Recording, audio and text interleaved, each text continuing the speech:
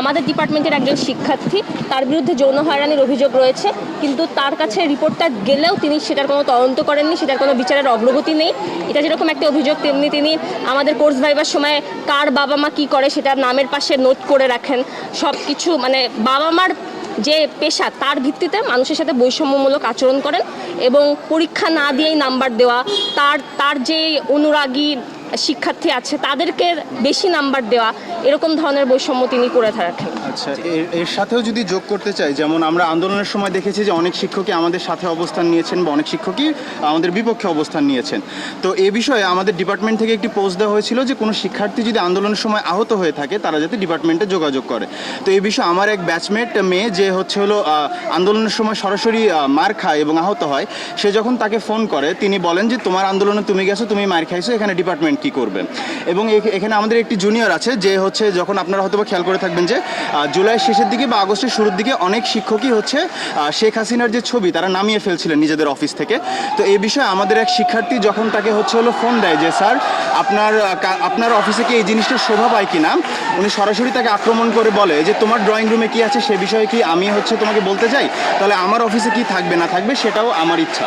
এবং পরবর্তীতে ওই শিক্ষার্থীর একান্ত ব্যক্তিগত কিছু কথাবার্তা নিয়ে তাকে আক্রমণ করে বসে এবং তাকে বলে যে তুমি যে আন্দোলন নিয়ে পোস্ট দাও এটা তোমার বাসায় জানে কি না, তোমার মায়ের নাম্বার কিন্তু আমার কাছে আছে। এবং তাকে এই থ্রেটও দেয় যে তোমার যদি কিছু হয়ে যায় তোমার কেউ কিন্তু বাঁচাইতে পারবে না, আমার কাছেই কিন্তু আসতে হবে, এই ধরনের থ্রেট তিনি দেন।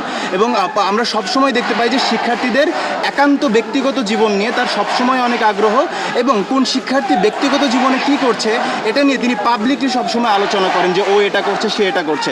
এবং আমাদের যে জুনিয়র ব্যাচগুলো থাকে, ফার্স্ট ইয়ারের ব্যাচগুলো থাকে, তাদেরকে তিনি সবসময় অন্যান্য ব্যাচের নামে উল্টাপাল্টা বলেন, অন্যান্য শিক্ষকদের নামে উল্টাপাল্টা বলেন। তিনি চান যে একটা divide and rule game create করে যাতে ডিপার্টমেন্টে শুধু তার ক্ষমতাটাই বলবৎ থাকে এবং অন্য কারো ক্ষমতা যাতে ডিপার্টমেন্টে না থাকে বা কোনো সম্প্রীতি যাতে না থাকে।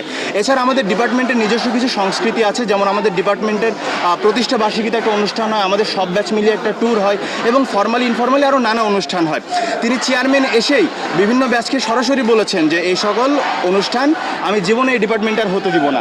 এবং তিনি যে 2 বছর ধরে এই ডিপার্টমেন্টের চেয়ারম্যান, আদতেও এই ধরনের কোনো অনুষ্ঠান এই ডিপার্টমেন্টে তিনি হতে দেননি, বরঞ্চ সেন্ট্রালি যে জিনিসগুলো করতেই হয় যেমন ফুটবল ক্রিকেটের মতো ব্যাপারগুলো, সেখানেও যারা তার কাছে মানে অর্থায়ন চাইতে গেছে, যে বাজেট কিন্তু ডিপার্টমেন্টে আছে খেলাধুলার, সেই টাকাও যখন ছেলেপেলে চাইতে যায় তাদের সাথে তিনি অত্যন্ত বাজে বিহেভ করেন এবং ফান্ডের টাকা থেকে টাকা না দিয়ে তাদেরকে নানাভাবে কোশ্চেন করেন এবং অন্যান্যদের সামনে তাদেরকে ছোট করেন। এবং যেমন ধরেন আমরা যখন তাকে আলোচনার জন্য ডাকি তিনি আমাদেরকে বোঝান যে যে আমরা অনুষ্ঠান করতে পারি না কারণ পলিটিক্যাল অনেক সমস্যা ছিল, হ্যান ছিল ত্যান ছিল, কিন্তু তিনি অন্যান্য ব্যাচকে গিয়ে বলেন যে আমি অনুষ্ঠান করতে পারতেছি না কারণ তোমাদের সিনিয়র ব্যাচরা টাকা পয়সা মারে, সেখানে আমি অনুষ্ঠান আয়োজনের জন্য টাকা নেই। এছাড়া বন্যার সময় আমরা যখন ত্রাণ প্রদান করি সেই সময় আমরা কিন্তু নিজেরাই নিজ উদ্যোগে সব জায়গা থেকে টাকা তুলে ত্রাণ দিতে যাই। সেইখানে আমরা 2বার ত্রাণ দিতে গিয়েছিলাম। প্রথমবার ত্রাণ দেওয়ার পর আমরা যখন দ্বিতীয়বারের জন্য কষ্ট করছি, টাকা তুলছি, সেখানে আমাদের 2জন শিক্ষার্থী ডিপার্টমেন্টে গেলে তিনি সরাসরি বলেন যে তোমরা যে আমার ডিপার্টমেন্টের নাম ব্যবহার করে এসব করছো, আমি কি তোমাদেরকে এসব করতে বলেছি? আমার ডিপার্টমেন্টের নাম ব্যবহার করার আগে তোমরা কি আমার অনুমতি নিয়েছো? ডিপার্টমেন্ট কি শুধু তার একার? ডিপার্টমেন্ট কি শিক্ষার্থীদের না? এবং এই ধরনের মানবতামূলক একটি কাজে কেন তার ফর্মাল সই স্বাক্ষর সিগনেচার নিয়ে আমাদের সবসময় আগাতে হবে বন্যার মতো? এবং পরিশেষে দেখা যায় হ্যাঁ, এবং আমাদের বিভিন্ন ব্যাচে কিছু ডিসেবল শিক্ষার্থী আছে, যেমন আমাদের একজন শিক্ষার্থী আছে আমাদের জুনিয়র ব্যাচে যে চোখে খুবই কম দেখে এবং তার সবসময় একজন শ্রুতিলেখকের প্রয়োজন হয়।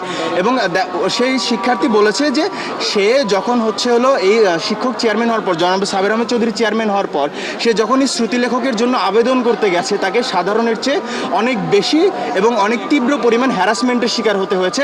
এমনকি পরীক্ষার আগের দিন পর্যন্তও তাকে সারাদিন বসিয়ে রাখা হয়েছে এবং তাকে এটাও বলা হয়েছে যে তোমাকে কিন্তু আমি থাপ্পড় মারবো, এই ধরনের কথা একজন ডিসেবল শিক্ষার্থীকে তিনি বলেছেন।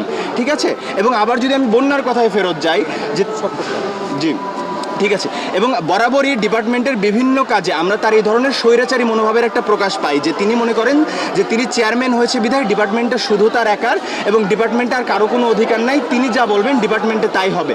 এবং এই ধরনের কোনো স্বৈরাচারী মনোভাব আমরা আমাদের ডিপার্টমেন্টে ঠাঁই দেব না।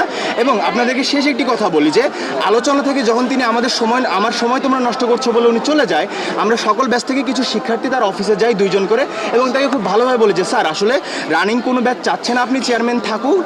সুতরাং আপনার জন্য এবং ডিপার্টমেন্টের জন্য সম্মানজনক এটাই হয় যে আপনি চেয়ারম্যান পদ থেকে পদত্যাগ করুন।